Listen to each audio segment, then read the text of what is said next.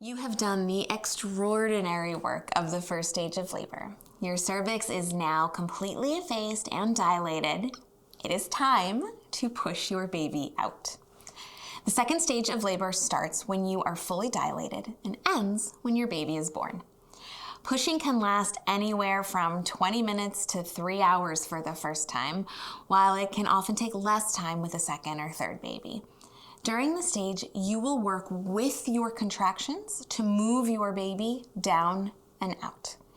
Your contractions alone are technically powerful enough to do the work of birthing your baby without you pushing. It would just take longer, and eventually you wouldn't be able to resist the urge, and your body would start to push involuntarily. An important thing to keep in mind is that when you are pushing, babies generally take 2 steps forward and then 1 step back. They move forward with the push, but then slide back a bit in between pushes. Now, the urge to push feels like you are about to have a bowel movement. As the baby's head moves down, it applies pressure to your rectum, so it feels just like it does when you have to poop. While pushing, you will still feel the contractions, but many find at least some relief from the pain because they are so focused on the act of pushing. As the baby drops down, the urge to push will grow stronger. If you have an epidural, you probably will eventually feel the need to push. It will just take a little bit longer. Epidurals take away the pain of contractions, but they usually do not eliminate the pressure that comes with pushing, especially at the end. So let's talk about how to push. There is no glamorous way to say it. Pushing your baby out is just like pooping. Imagine sitting on the toilet and bearing down into your pelvis. It's the same thing in labor, except, you get a baby. All right, so let's pause there for a moment because I know what you are wondering. And the answer is yes. Yes, you might poop a little bit while you are pushing. As your baby's head presses on the rectum and as you mimic the motion of having a bowel movement, some stool might come out. Please believe me when I say that it's okay. It means that you are doing a great job of pushing and that your baby is getting closer and closer. And I promise you that no one in the room will be bothered in the least. Your provider and the team have seen it so many times before, and they'll just be excited that the baby will be here soon. Sometimes providers will suggest that you give about 3 big pushes with each contraction. You will start to feel the contraction build, or if you have an epidural, someone will tell you that a contraction is beginning to be picked up on the monitor. So you will take a deep breath in and then bear down into your bottom for about 8 seconds. It's gonna look like this. And then push, push, push, push, push, push, push, push, push. Then you're going to exhale. Take another big breath in. Bear down, bear down, bear down, bear down, bear down. Exhale. Repeat one more time. You also have the option to opt for shorter grunting pushes that last for a few seconds at a time. And that might look like this. With this type of pushing, you won't be holding your breath for long periods of time, and it often feels gentler on the body. Now, sometimes when you push, providers and nurses will count like this. 1, 2, 3, all the way to 8 or sometimes 10. And it can be helpful for focusing and feeling like you have a cheerleader with you. So if this is helpful to you, awesome. If not, don't be afraid to ask to try uncoached pushing for a bit, where you just push without the counting, which can sometimes feel stressful. So as the contraction fades away, you can stop pushing, catch your breath, and rest. During the rest, you may want to chew on an ice chip, close your eyes, and focus on your breathing. Pushing tip. You may be inclined to hold your breath while you are pushing, but this may not be supportive for the core and the pelvic floor. Exercise specialist Brooke Cates advises that a more efficient way of pushing is to keep breathing in and out while you gently engage your core and relax the pelvic floor at the same time. This way, you get the squeezing assistance of your corset muscles as the baby descends deeper into the pelvis. You're also allowing the pelvic floor muscles to soften for the baby to emerge more easily. So let's talk about positions for pushing. Recumbent is the name for pushing in a position on your back, with your feet in the footrests or propped on the bed. It's not very common since it pretty much defies gravity, though it can be useful to get a baby under the top of a pubic bone.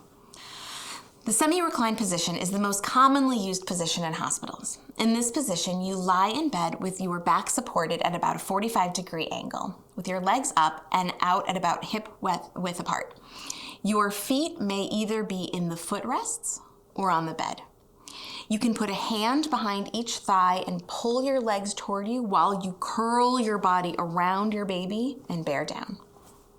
Hands and knees.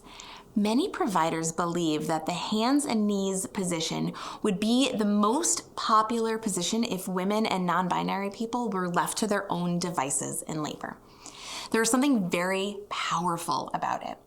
You can do this on the floor, in a bed, or a bathtub. Now, if you have an epidural, you might need help getting into this position, but once you are there, you may be able to support your weight and push. Just be sure to raise the side rails if you're in bed so that you don't fall out.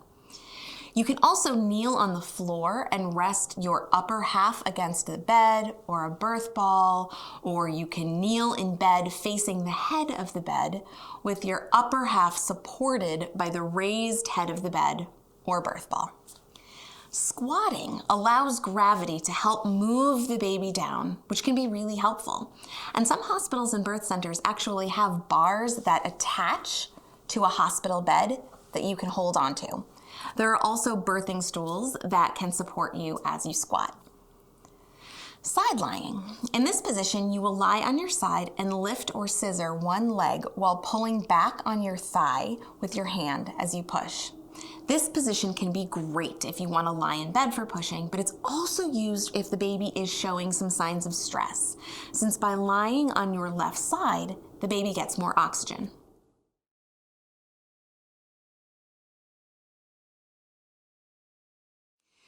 As we approach the moment, we will start to see more and more of your baby's head. This is called crowning because your baby is emerging head first or crown first. Now, crowning has been given the unpleasant nickname ring of fire because the skin of the perineum stretches, causing a burning sensation. It's uncomfortable to be sure, and unfortunately, you may even still feel it a little bit if you have an epidural. As your baby crowns, your midwife or doctor may tell you to hold back on any big pushes and give quick little pushes instead, about 1 to 2 seconds long without much force behind them, kind of like this. This will help slow down the baby's descent and reduce the risk of vaginal and perineal tearing.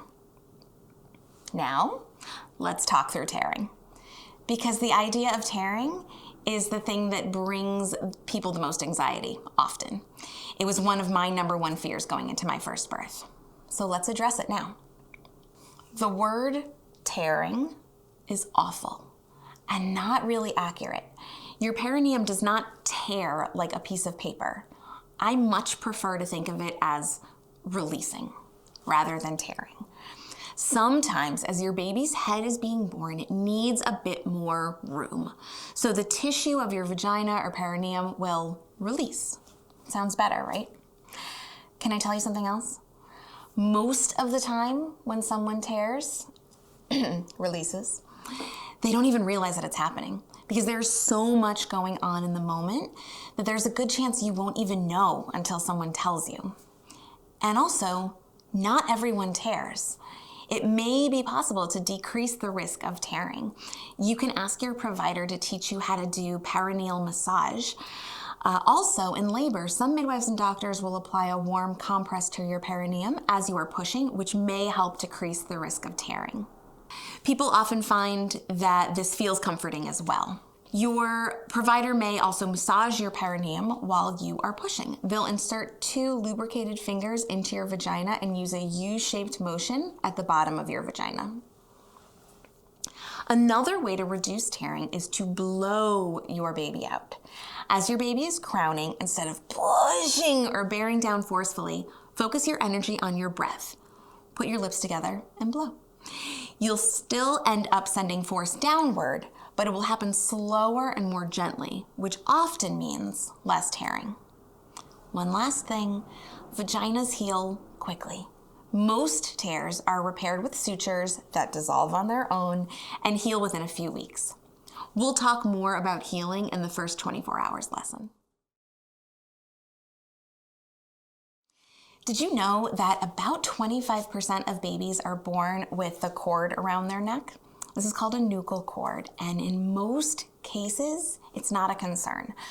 The provider simply slips the cord in the other direction or does a cool somersault maneuver to get the baby out. If the nuchal cord is causing problems, the baby will likely show variations in their heart rate patterns that may prompt the team to suggest an intervention. So, with each contraction and little push, your baby's head will move farther and farther until the entire head is out. Your provider will reach a finger in to check for a cord around the neck. They will then guide out your baby's top shoulder, then the bottom shoulder, the abdomen, and the legs. And then, then you have a baby. You can ask that your baby be placed immediately on your chest, and they will be wet and all scrunched up and the absolute sweetest thing in the entire world. And everything that just happened becomes your birth story. And this is your baby. You did it, and you are amazing.